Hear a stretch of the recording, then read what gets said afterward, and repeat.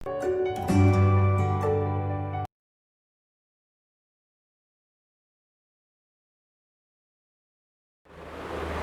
Morning all of you.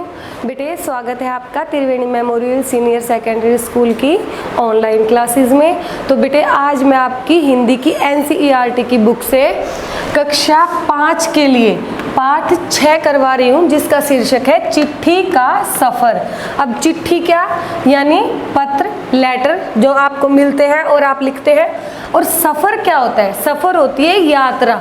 जब आप अपना घर छोड़ के किसी दूसरे के यहाँ मिलने के लिए जाते हो तो या आप साइकिल पे जाओगे या फिर आप स्कूटर पे जाओगे, बस में जाओगे, ज़्यादा दूर है ट्रेन से जाओगे, तो जो बीच में रास्ता आप क्रॉस करते हो वो आपकी क्या हो गई?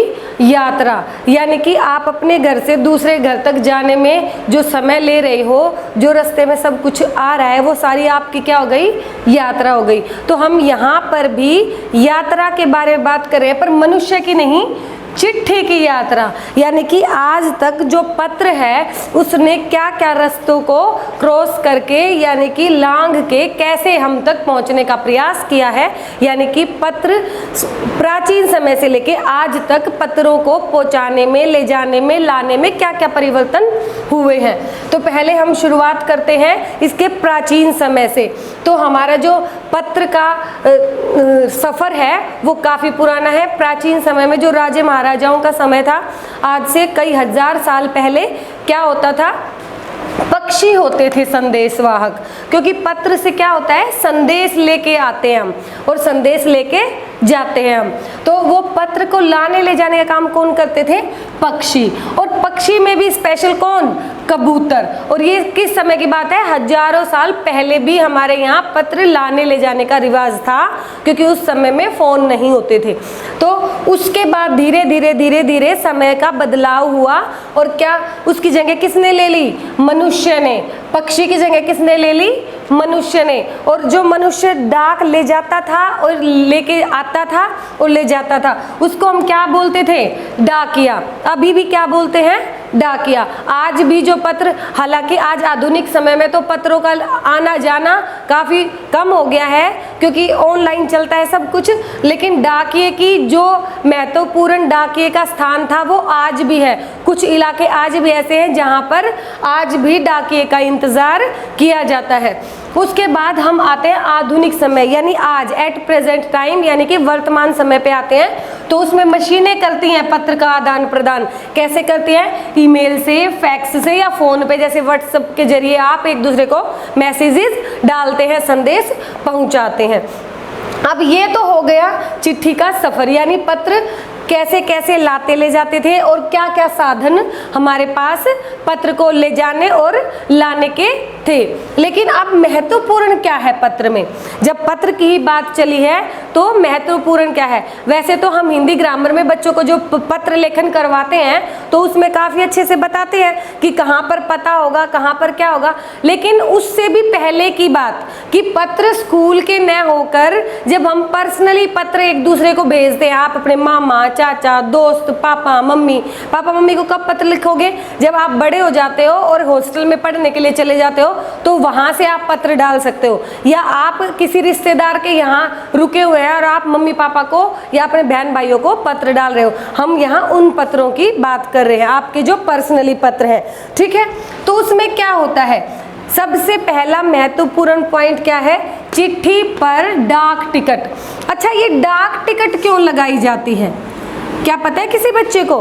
डाक टिकट इसलिए लगाई जाती है क्योंकि हमारा जो देश है, जब हमें इतने बड़े बड़े डाक घर दे रहा है, इतने लोग वहाँ काम कर रहे हैं, तो उनकी सैलरी तो वो देते हैं।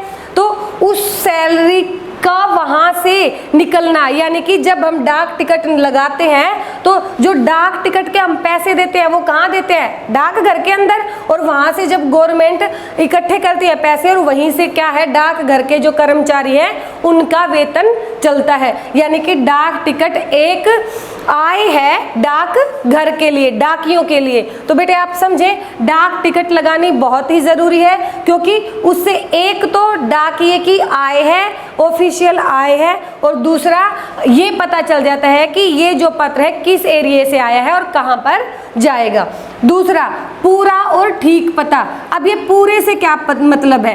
पूरा यानी संपूर्ण, यानी कि आपको बताना चाहिए कि पत्र किसके पास जाएगा, उसका नाम, फिर वो कहाँ रहता है, वो गली मोहल्ले के बारे में। अगर किसी ऑफिस में डाल रहे हो तो उस ऑफिस का नाम, जहाँ का वो कर्मचारी है या जहाँ का वो हेड है, तो इलाके का नाम, शहर का नाम, जिले का नाम, राज्य का नाम, वो सारा, और लास्ट में पिन कोड भी आप डालोगे। ठीक है, तो ये पूरा और ठीक पता होना चाहिए। पता आपका बिल्कुल ठीक होगा तो ही आपका पत्र आगे तक जाएगा, अन्यथा वो वापस आ जाएगा। उसके बाद है संदेश जल्दी भेजना। अब ये संदेश अगर हमें जल्दी भेजना हो, मान लो पत्र है, और पत्र, वैसे तो पत्र को भेजने का 3 से 4 दिन लग जाते हैं, लेकिन अगर हमें पत्र पूरे तेजी से भेजना है, बहुत जल्दी हमें इस संदेश को सामने वाले को बताने की, तो हम क्या कर सकते हैं, मैं बताती हूँ आपको। तो हम उसे तार लिख सकते हैं, या आजकल एक और है स्पीड पोस्ट। क्या है बेटे? Speed post. स्पीड पोस्ट के नाम से एक है डाक सेवा, आप वो भी कर सकते हो। स्पीड पोस्ट में 24 घंटे के अंदर अंदर ही आपका जो पत्र है वो आप जिसके पास भेजना चाहते हैं उसके पास पहुंच जाता है, और 24 घंटे के अंदर तो पहुंचना ही है, उससे काफ़ी पहले भी पहुंच सकता है, नज़दीक है तो 24 घंटे तो लास्ट हो जाता है। और तार का भी ऐसा ही है, तार भी काफ़ी जल्दी से आपका जो संदेश है आपके जानने पहचानने वालों के पास पहुँच जाता है। उसके बाद है स्थान परिवर्तन। अगर मान लो किसी आप रिश्तेदार को पत्र डाल रहे हो, काफ़ी समय से आप उससे मिले नहीं हो, फ़ोन पे बात नहीं हुई है, और आपको पता नहीं है उसने स्थान परिवर्तन कर दिया है, लेकिन आपने उसको पत्र डाल दिया, तो आप क्या करोगे? हमेशा आपको क्या करना है, पत्र के फ्रंट पे तो जिसको आप पत्र लिख रहे हो उसका पता, और उसके बैक साइड पे जो एड्रेस होता है, ठीक है, टू वाला, फ्रॉम वाला, तो उसको ध्यान से देखोगे और वहाँ पर फ्रॉम वाले पे आप अपना डाल दोगे कि अगर पत्र उस स्थान पे नहीं रुक पाया, अगर वहाँ से स्थान परिवर्तन हो चुका है, यानी कि उसका ट्रांसफ़र हो चुका है जिसको हमने पत्र लिखा है, तो पत्र ऑटोमेटिकली हमारे पते पर हमें वापस मिल जाएगा, इधर उधर नहीं जाएगा। उसके बाद है लास्ट है पिन कोड। अब ये पिन कोड क्या होता है? ये पोस्टल एड्रेस होता है बेटा, ठीक है। तो ये हमारा जरूरी क्यों होता है? अब हम कहते हैं पिन कोड हमें याद ना हो तो ये जरूरी क्यों है? अब अपने बहादुरगढ़ का क्या है? 124507। तो देखो 2 4 6, हमेशा पिन कोड कितने नंबर का होता है? 6 नंबर का होता है, ठीक है। तो पिन कोड का मतलब क्या है? तो मैं एक उदाहरण से आपको समझा देती हूँ कि पिन कोड पत्र पर लगाना जरूरी क्यों होता है। देखिए 110016, तो ये हमारा कहाँ का पिन कोड है। अब यहीं से पता लगाते हैं। अभी हमें कुछ नहीं पता ये कहाँ का है, लेकिन अब आपको पता चल जाएगा। देखो डाकिया जब इस पिन कोड के पत्र को उठाएगा तो कैसे चेक करेगा ये कहाँ का है, किस एरिया में लेके जाऊँ? सबसे पहले 1, पहले एक अक्षर को, अगर सबसे पहले पिन कोड में 1 है, देखो हमारे इसमें भी 1 है ना, 124507 में पहला अक्षर 1 है। तो इस 1 का मतलब क्या है कि दिल्ली, हरियाणा, हिमाचल प्रदेश, पंजाब या जम्मू कश्मीर में जाएगा पत्र। इन सिर्फ 5 राज्यों का पत्र है ये, इनसे अलग में नहीं जाएगा। तो पहले तो सिर्फ इन 5 राज्यों के जो कॉलम बने हुए हैं डाकिया इन पत्र को निकाल के वहाँ डाल देगा 5 राज्यों वालों में। फिर वहाँ से भी कैसे निकालेगा? अगला अक्षर देखेगा, वो अगला अक्षर है 10। अब 10 किसका इंडिकेटर है? 10 है दिल्ली का उपक्षेत्र। अब उसको ये पता चल गया कि दिल्ली का तो पत्र है क्योंकि इसमें 1 है, पर दिल्ली का भी कहाँ, मेन दिल्ली का या कहाँ का? तो आगे 10 है, तो 10 से क्या पता चल गया? दिल्ली का उपक्षेत्र, दिल्ली का कोई छोटा सा भाग है उसमें पत्र जाएगा। उसके बाद में अगला अक्षर देखता है वो कि पत्र एक्यूरेट कहाँ से आया है। तो 0, 1 और 6 ये किसका कोड है? दिल्ली का ऐसा डाकघर जहां से पत्र बांटा गया है, यानी कि जिस एरिया से पत्र आया है, यानी कि जिस एरिया से पत्र आया है। और पत्र जाएगा कहाँ? दिल्ली के अंदर, क्योंकि इसमें एक है, ये रहा दिल्ली, और उस दिल्ली में भी कहाँ जाएगा, दिल्ली के उप क्षेत्र में, और कहाँ जाएगा, वो एड्रेस के ऊपर पते में देख लेगा डाकिया। तो आपने देखा ना कितनी अच्छी तरीके से जो पिन कोड है वो डाकिये की टेंशन को खत्म कर देता है कि वो पोस्टल एड्रेस से ये देख लेता है कि एक्यूरेट कौन सा एग्जिट पॉइंट कौन सा है जहां पर पत्र को भेजना है। तो आप जब भी पत्र लिखेंगे पिन कोड जरूर डालेंगे, और पिन कोड आपके आसपास का जो डाकघर है, आपके एरिया का पिन कोड आपको हमेशा वहीं से मिल जाएगा।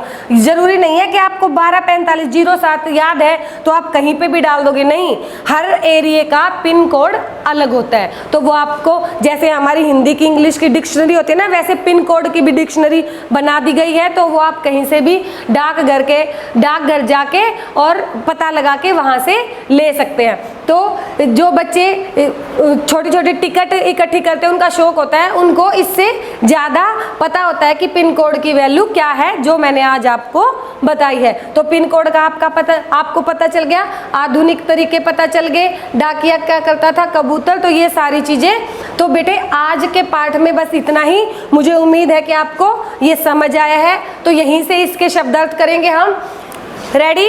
पहला है चिट्ठी यानी पत्र, दूसरा है सफर यानी यात्रा, तीसरा है पक्षी यानी कि पंछी, चौथा है कबूतर। कबूतर है एक पक्षी का नाम जो कि संदेशवाहक होता है।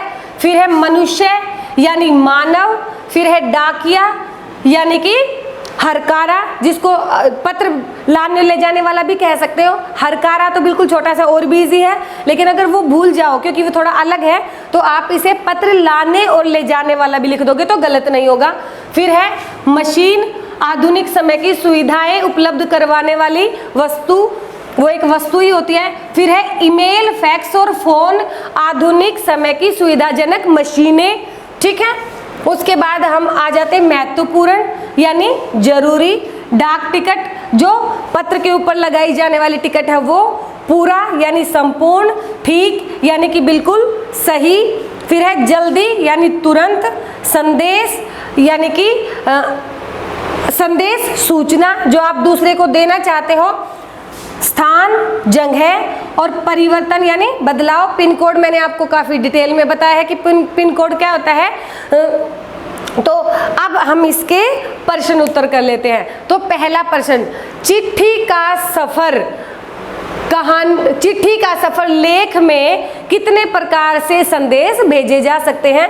तो चिट्ठी का सफर लेख में, ये एक लेख है, कहानी नहीं है, तो लेख में अनेक प्रकार से पत्र भेजे जा सकते हैं, जैसे कबूतर के जरिए, डाकिये के जरिए, ईमेल, फैक्स और फोन के द्वारा। तो आप लिख सकते हैं आराम से। दूसरा, पत्र को लिखने के लिए महत्वपूर्ण बातें कौन सी होती हैं। तो है चिट्ठी पर डाक टिकट जरूर लगाया जाना चाहिए। आप इनको वाक्यों में बदल दोगे कि पत्र को लिखने के लिए निम्नलिखित बातें महत्वपूर्ण है। पहला, चिट्ठी पर डाक टिकट अवश्य लगी होनी चाहिए। दूसरा, आपका लिखा हुआ पता पूरा और ठीक होना चाहिए। तीसरा, अगर आपको संदेश जल्दी भेजना है तो तार या स्पीड पोस्ट के द्वारा भेजें। और चौथा, पहले ये पता लगाएं कि स्थान परिवर्तन तो नहीं हो गया है। नहीं पता है तो आप अपना भी पता साथ में लिखें। और पांचवा सबसे संपूर्ण है कि पिन कोड जरूर डालें। तीसरा प्रश्न है, पिन कोड के बारे में समझाने के लिए एक उदाहरण दर्शाइए। तो ये आप उदाहरण पूरा डायग्राम सिस्टम से दर्शा सकते हैं। तो आज मुझे लग रहा है कि ये जो लेख है आपको काफ़ी अच्छे से समझ आ गया होगा। तो बेटे आज की कक्षा में इतना ही। आप जरूर अकेले में बैठ के इस लेख को पढ़ें, समझें, इसमें से अपना श्रुत लेख अवश्य करें। ओके बेटा, थैंक यू।